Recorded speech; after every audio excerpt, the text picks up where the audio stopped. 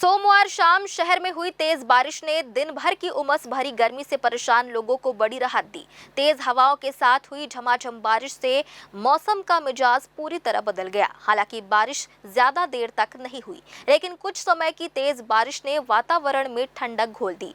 सड़कों पर पानी बहने लगा और लोगों ने गर्मी से राहत महसूस की। शाम होते ही मौसम सुहावना हो गया और कई लोग घरों से बाहर निकलकर बारिश का आनंद लेते नजर आए। मौसम विभाग के अनुसार अगले कुछ दिनों तक मौसम इसी तरह बना रह सकता है।